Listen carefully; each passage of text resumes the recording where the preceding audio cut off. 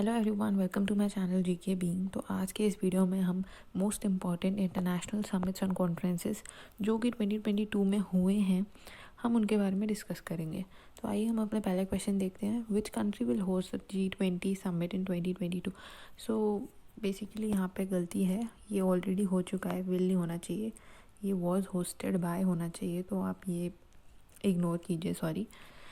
तो ये कहाँ पे हुआ? G20 summit was held in Indonesia, Bali में हुआ था ये। एंड 2023 बहुत इम्पोर्टेंट ईयर है क्योंकि इंडिया ने ऑलरेडी एक्चुअली प्रेसिडेंसी ले ली है G20 समिट की। तो नेक्स्ट जो कॉन्फ्रेंस है वो इंडिया में होगी। तो G20 की जो अगर हम फुल फॉर्म की बात करें तो G20 is great 20 for international economic cooperation. इसके जो मेंबर्स हैं, ये सारे इसके मेंबर्स हैं।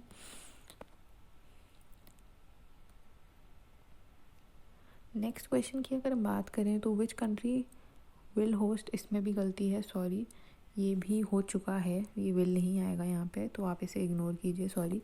To COP27। तो COP27 कहाँ पे हुआ था? तो COP27 that is conference of parties होती है इसकी फुल फॉर्म। ये हुआ था हमारा इजिप्ट में 2022 का, ये इजिप्ट में हुआ था। And 2020 COP28 will be held in UAE, Dubai. So Conference of Parties is the apex decision-making body responsible for monitoring and reviewing the implementation of UNFCCC। ये फुल फॉर्म बहुत इंपॉर्टेंट है क्योंकि ये कॉन्फ्रेंस ऑफ पार्टी से related है। तो ये UNFCCC ये बहुत ही ज़्यादा इम्पॉर्टेंट है, तो इसके बारे में आपको पता होना चाहिए। नेक्स्ट क्वेश्चन अगर हम देखें तो ये है which city is nominated for first SCO cultural and tourism capital. तो ये न्यूज़ में भी बहुत आया था, जो लोगों ने पढ़ा होगा उसके बारे में। यही आंसर है वाराणसी। तो वाराणसी को अभी रिसेंटली नॉमिनेट किया था first SCO cultural and tourism capital के लिए। ये SCO की 22nd मीटिंग में नॉमिनेट किया गया था। And where was it held? SCO की जो मीटिंग थी that was held in Samarkand, that is in Uzbekistan. ठीक है। Varanasi was nominated as the first ever SCO tourism and cultural capital for the period 2022-2023. This would promote tourism, cultural and humanitarian exchanges between India and other SCO member states. तो ये बहुत important है क्योंकि एक Indian city को capital बनाया गया है कल्चरल एंड टूरिज्म का, तो ये बहुत इम्पॉर्टेंट हो जाता है। नेक्स्ट क्वेश्चन की बात करें तो G7 summit was held in Germany. Sorry, इसका ऑप्शन बी होना चाहिए, it was held in Germany में हुई थी G7 विच इज़ ग्रेट 7। तो ये ग्रेट 7 नेशंस है। पहले ये G8 हुआ करता था बट रशिया अब इसका पार्ट नहीं है, तो ये G7 हो गया है। Is an intergovernmental political forum comprising of Canada, France, Italy, Germany, Japan, US and UK। India is not a member invited as partner country. तो कुछ लोगों को लग रहा होगा कि इंडिया तो है ही नहीं इसका मेंबर, बट इंडिया स्टिल, हमारे जो PM है वो गए थे वहाँ पे। तो वहाँ के जो चांसलर हैं ओलाफ शॉल्ज़, उन्होंने PM को एज अ पार्टनर कंट्री बुलाया था, G7 में इनवाइट किया था, और इंडिया इसकी मेंबर नहीं है। ये बहुत इंपॉर्टेंट है, तो ये आपको पता होना चाहिए दैट G7 में इंडिया नहीं है, G20 में है। Next question is UN ocean conference 2022 was held in ocean conference was held in Portugal, Lisbon में हुई थी। पर्टिकुलरली अगर हम बात करें तो by the governments of Kenya and Portugal. So ये दोनों कंट्रीज़ ने मिलके ही होस्ट की थी।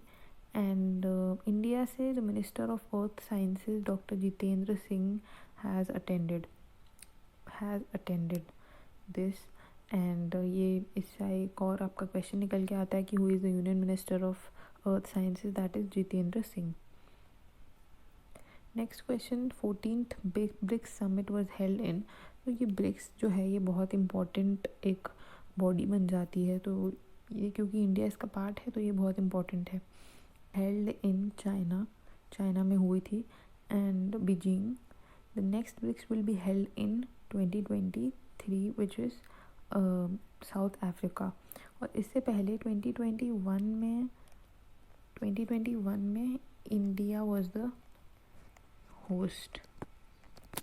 Okay, India was the host in 2021 and ये सारे जो हैं ये मेंबर्स हैं.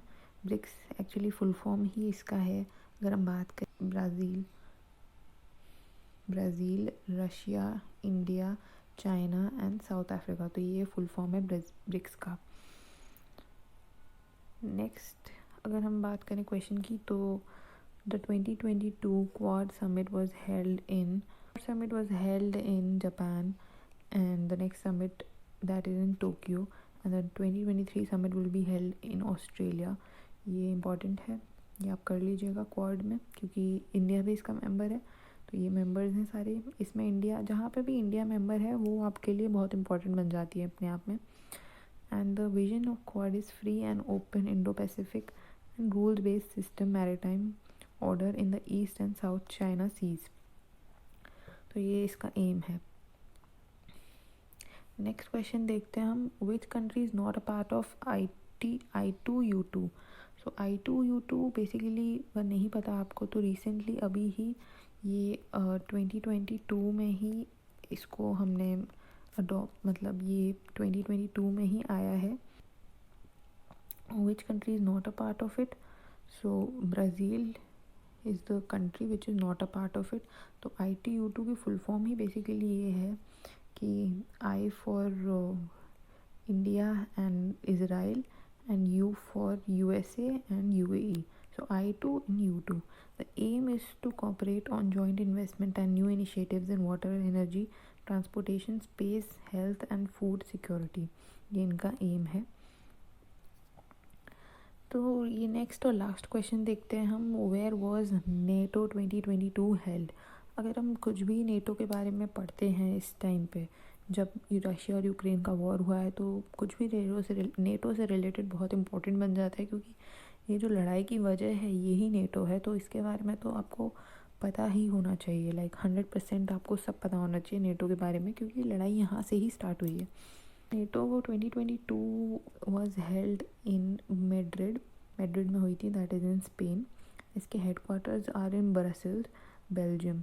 तो NATO was formed in 1949 after World War II and it is an intergovernmental military alliance between 30 member states. तो अगर आप लोगों को नहीं पता है कि क्यों हुआ था रशिया यूक्रेन वॉर, तो मैं आपको बता दूं कि अगर शॉर्ट में आपको बताना हो तो मैं ये बताऊंगी कि Ukraine was about to join NATO. तो रशिया को बहुत डर था, रशिया नहीं चाहता था दैट यूक्रेन ज्वाइन करे नेटो को. Thank you, that's it. अगर आपको ये वीडियो अच्छा लगे तो प्लीज़ मेरे चैनल को सब्सक्राइब कीजिए और मेरे वीडियो को लाइक कीजिए, और बस बने रहिए मेरे चैनल GK बीइंग पे ऐसे ही कुछ छोटे मोटे GK वीडियोस देखने के लिए. Thank you.